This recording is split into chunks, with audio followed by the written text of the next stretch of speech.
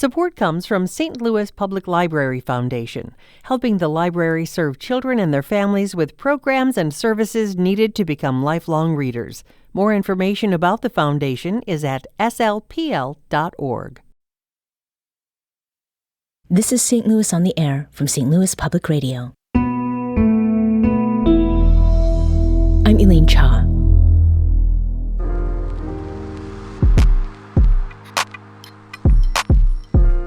Jim Gaffney had an almost perfect childhood. He was 8 years old when, in 1963, his parents moved the family into Wedgwood, a quiet subdivision in Florissant in North St. Louis County.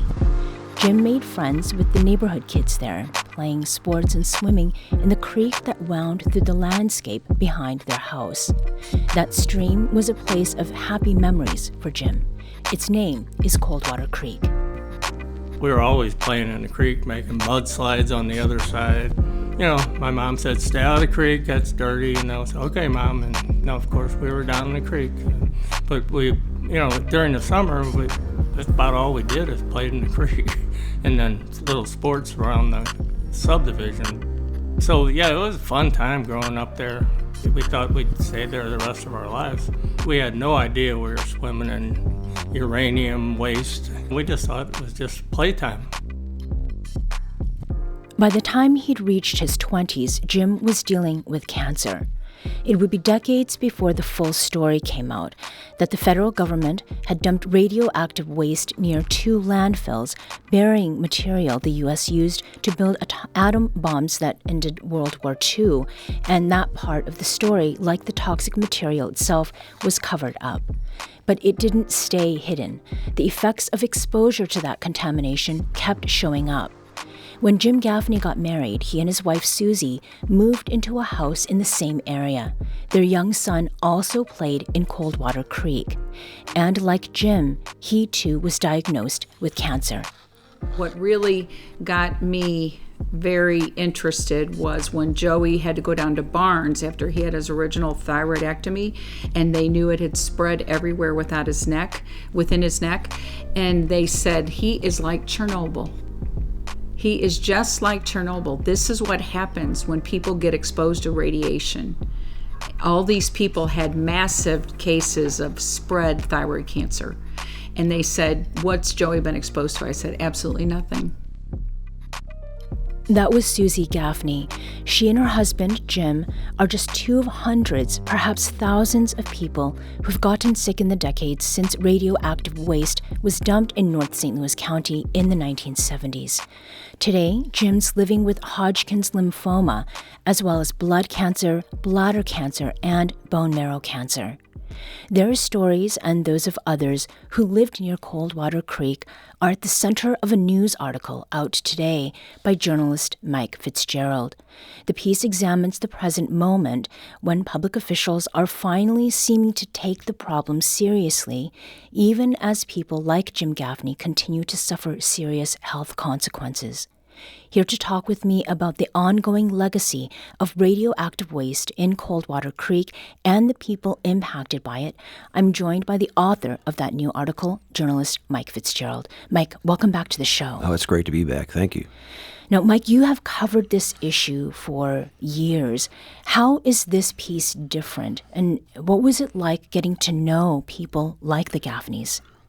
Well, this story reminds me of that great line from William Faulkner. The past is never dead. It's not even past. It strikes me that just the kind of suffering these people went through, suffering that many, many others have also endured, but not getting any attention. And I think this is a story, most of all, about egregious government and corporate negligence. Mm-hmm. But it's also a story about the power of grassroots activism and the heroism of individual activists. Mm-hmm. It's very uplifting in a way, even though the topic could be pretty difficult to deal with. Right.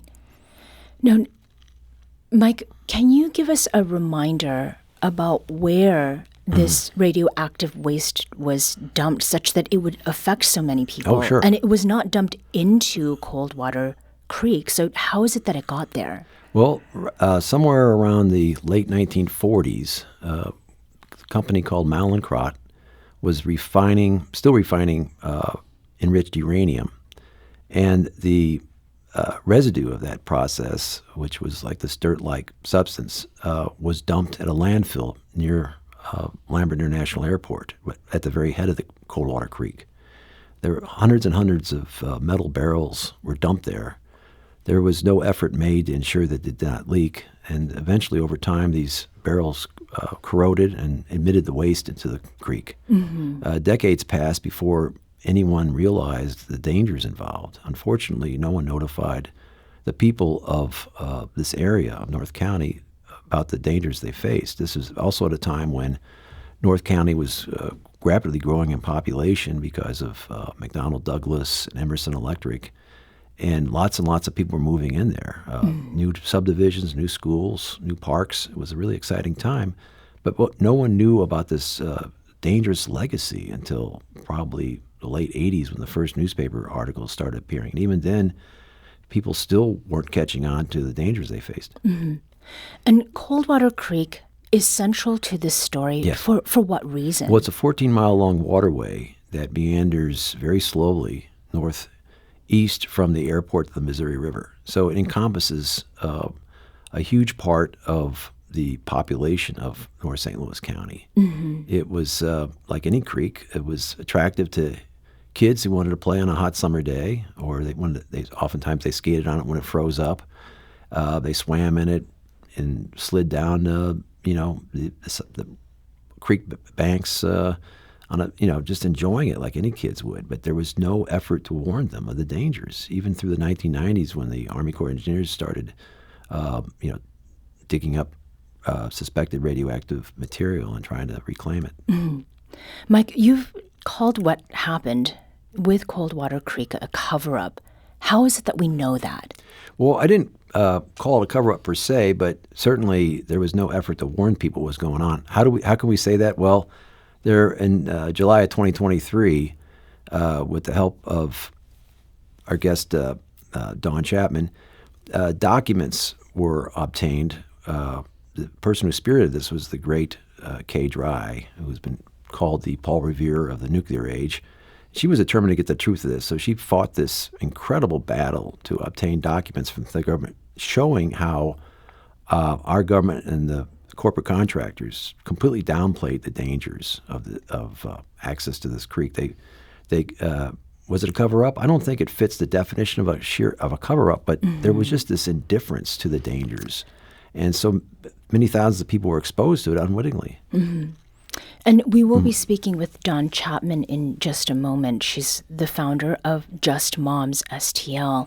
But I do want to get to one of the people you spoke with, Mike, for this new piece, and that's Kim Vizentine, who also grew up in the area of Coldwater Creek. The reason that I got involved was I lost my son to a brain tumor. He was 6 years old when he died from a brain tumor that he was born with. His whole life, all he knew was cancer and chemotherapy and neurosurgeries. That was his entire existence. And you can't change that. I can't bring him back. So no amount of restitution is going to make me whole, or anybody else in this area, because, money does not replace your loved ones. That was Kim Vizentine. Now, Mike, your recent article describes how Kim not only saw the impact of radioactive waste on her own family, but was part of an effort that documented and mapped thousands of illnesses. What did that show? What showed, well, for one thing, they took on work that the government just wasn't willing to do. They took it upon themselves as activists to put the pieces together. The backstory of this is people like Kim were noticing at high school reunions, like at McClure North, they were hearing all these stories of people getting sick or dying from cancer, and they couldn't understand it. So these women like Kim, she's used to be an engineer, and she had friends who are also big into data, understanding data. They decided on their own to put the pieces of the puzzle together. They put together a Facebook pages. They got lots of input from residents, and then they started mapping where these cases of cancer, very rare cancers like cancer of the appendix, were occurring, and they put little red dots to mark where all these cases occurring. And lo and behold, the closer you were to growing up near the creek, the more likely you were to have some type of rare cancer. Mm-hmm. It was just too much to be a coincidence. It was obviously there was a cause and effect here. Right. Now, earlier we heard from both Jim and Susie Gaffney. Mike, what was it about their story that stood out to you? Well, what really got me was the fact this is a story about three friends. It wasn't just Jim Gaffney, but also his boyhood friends, George Solak and Tom Fisher. They all grew up together playing the creek. And within the past year, both Tom and George also came down with cancer. So you have these three childhood friends. They still remain very, very close friends today, who are now all battling cancer in different ways. Mm-hmm. It's an incredibly compelling story of friendship, but also of resilience and survival. These people want to see justice done. And let's remember, every environmental story is a story about justice. They want justice done. They know the money won't make them whole or compensate for the pain and misery they've endured. But they also know that they need some acknowledgement from the government that the government did wrong and somehow needs to set the record straight. Mm-hmm. Well, and we've mentioned you've done reporting on this before, and it occurs to me that speaking with three men who were friends in their childhood, that unfortunately it takes some time to demonstrate what kinds of long-term effects there can be. Is multi-generational illness also a common story here?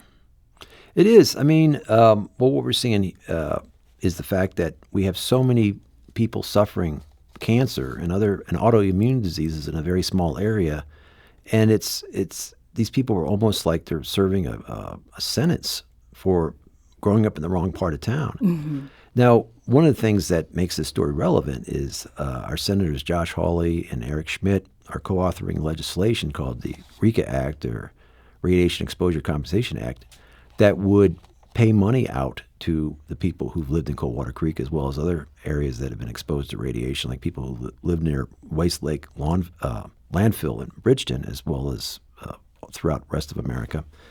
And you don't have to prove that the creek actually caused cancer, only that you lived there for 2 years since 1949. But, like so many other efforts to redress a grievous harm, it's coming really late in the game, decades and decades after the initial harm was caused.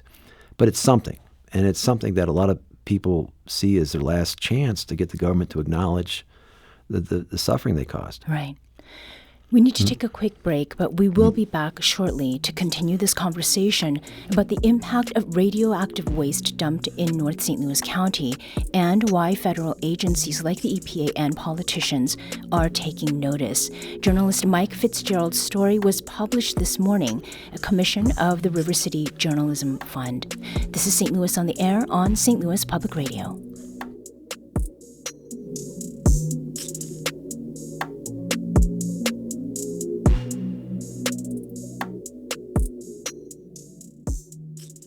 Support comes from Gemma, architects, planners, and designers seeking to bring joy to their clients and communities. Details at JEMASTL.com.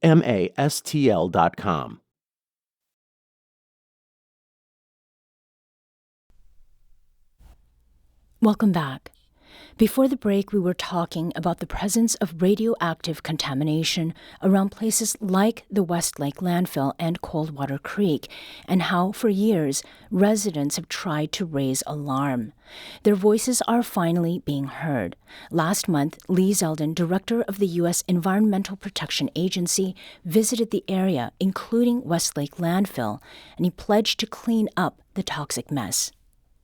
I'm here for the first time hearing these stories from the people who lived here, to hear this multi-generationally where people are talking about their grandkids. This is something that should have been addressed a very long time ago. And how frustrating it must feel to be living here and your community, your family, your future is stalled, stuck in neutral, waiting for that level of action that the senator's demanding. That was EPA Director Lee Zeldin speaking last month during a visit to St. Louis. And I should mention the senator that Zeldin noted is Missouri U.S. Senator Josh Hawley, who has also become a vocal supporter of that cleanup. Before the break, we talked about the impact of the environmental hazard and the people it's affected with Mike Fitzgerald, who's a journalist who's recently published a piece about this. I'd also like to introduce another voice to this conversation. Don Chapman is the co-founder of the group Just Moms STL, which advocates for cleanup of the West Lake Landfill. Don, thank you for joining us today. Thank you for having me. Now, Don and Mike, I'd like to get your impressions of this recent visit by Lee Zeldin and Josh Hawley. Don, you were at that event. What is it that stood out to you? What was the significance of that visit? So, being able to have the opportunity to tell my story, the community story, and other stories, and then have him recognize the multi-generational impact. Because even this morning, we have a mom whose son now has a brain tumor that we found out about this morning that just had his biopsy done. He's out of surgery. And, the weight of it and carrying these stories and just waiting for somebody to do the correct action so that there will come a day when the stories stop, right? Mm-hmm. And the illnesses stop, and we can say, okay, we can move forward and there won't be any more of this. Because every day now there's a new Kim, there's a new Jim. Mm-hmm. This just keeps going and going until the last bit of this is cleaned up. Yeah. We heard from Jim and Susie Gaffney, and they were talking about the impact of cancer, an illness that seemed to be very much connected to the radioactive waste in this area. And Don, you have also experienced the health impacts of this, right? I have. I'm a little emotional today because I'm actually waiting for a blood test on my own youngest now to come back, and I'm scared to death.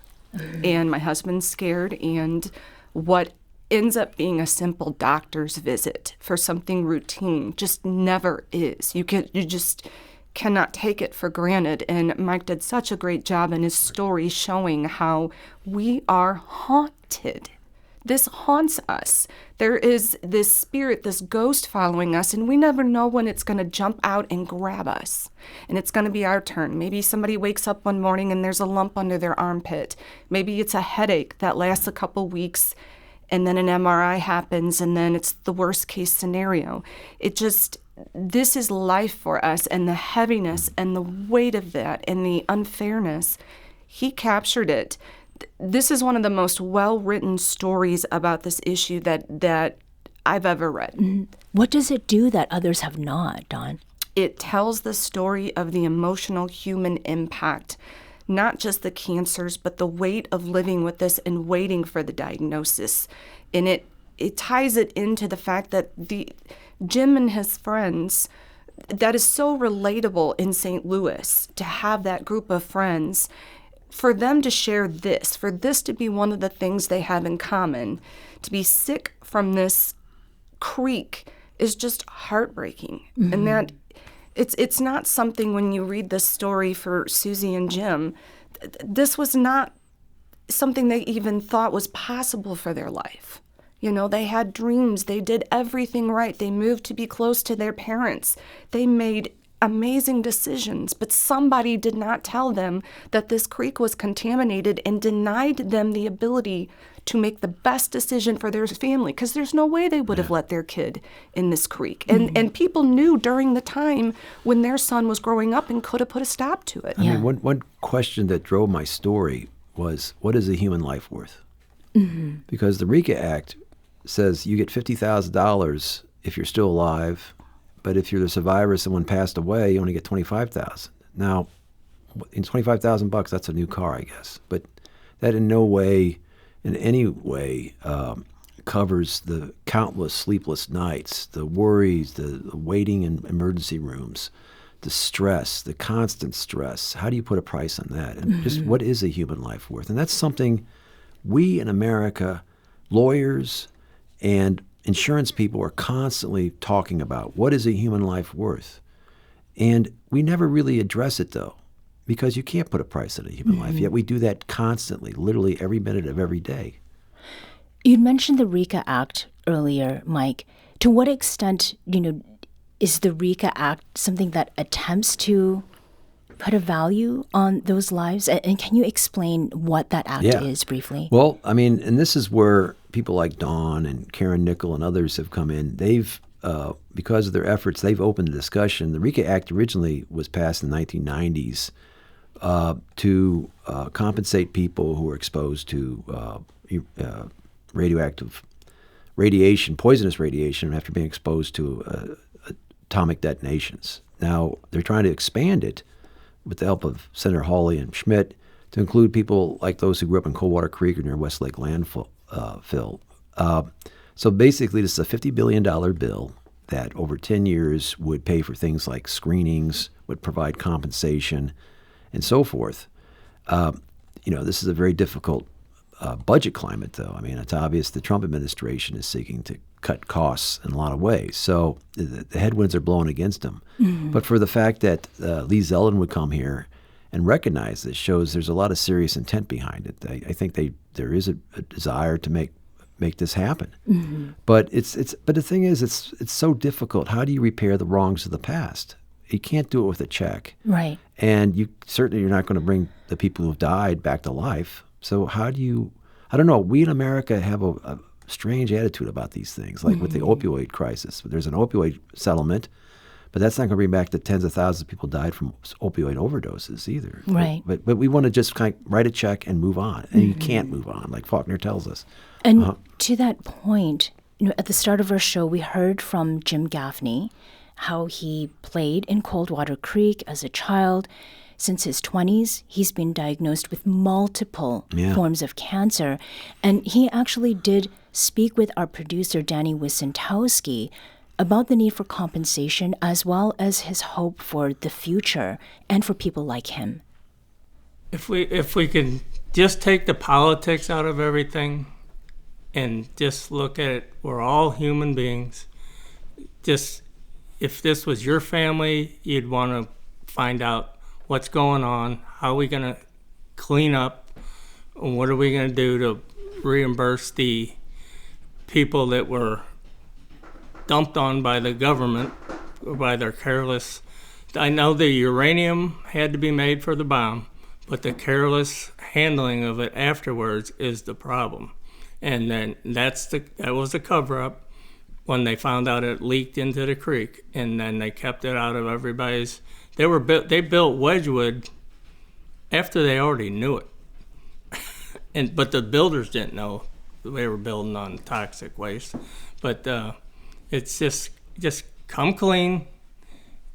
Most of the people are dead now; they can't sue them. Just clean it up and help people that are definitely in this uranium zone.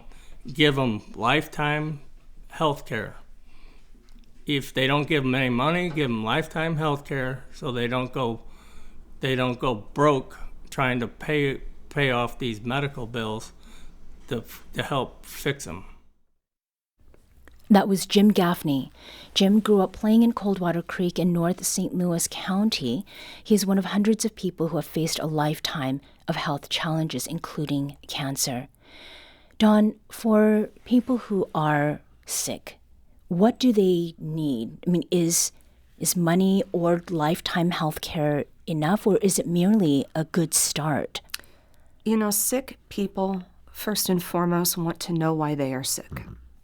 So they want the acknowledgement that this happened to them and it shouldn't have. And I do think that some of them need the compensation and want that. But for them, it's the apology that comes with RECA and the recognition that the government caused this and that this was not an act of God, that they did nothing wrong. They made every right choice they were supposed to make, that this is happening to them because somebody else made the bad decisions. But I think the other thing is that there is power in hearing somebody else tell your story. The power behind this interview and Jim's words, even to me as somebody who's watching now maybe both of my kids very sick from this, is I'm not alone, right? This is happening to someone else, and we connect over that. Mm-hmm. Dawn, I want to leave this last question to you. I mean, there is a promised visit from Robert F. Kennedy Jr. What would that visit from the U.S. Secretary of Health and Human Services represent? So we, Karen and I just heard from the Senator's office, Senator Hawley's office this morning, that is going to happen, although we don't have a date for it. And I think that as the top person in charge of all the health in the United States, his recognition that this is real and this has happened is going to help the legislation, but to all the point at this table, it's going to get this cleaned up. We have to stop the exposures in St. Louis. Otherwise, there will continue to be more Jim Gaffneys. Mm-hmm. Dawn Chapman is the co-founder of the group Just Moms STL. It advocates for cleanup of the West Lake Landfill. And Mike Fitzgerald is a journalist and contributor to River City Journalism Fund. His latest piece, out today, examines the legacy of illness in the former neighbors of Coldwater Creek. You can read it at our website. That's stlpr.org. Mike and Dawn, thank you so much for joining us today. My great pleasure. Thank you.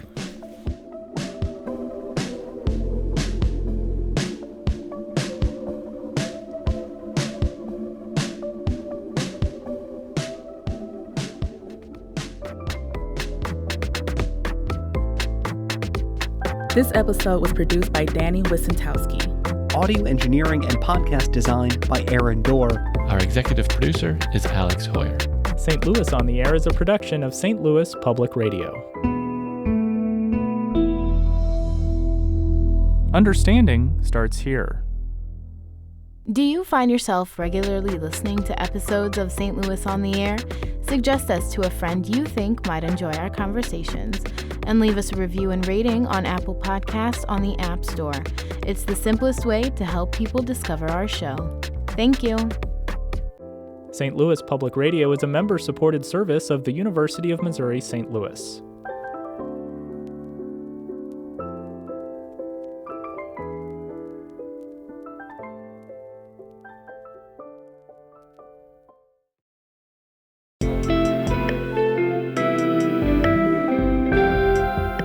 The Gateway brings you the day's news each weekday from around the St. Louis region and the state capitals in Jefferson City. Our schools are accredited. We don't need this bill. And Springfield. How many more years must pass before lawmakers see time is of the essence? I'm Abby Larico. Join me each weekday for The Gateway on the STLPR app or wherever you get podcasts.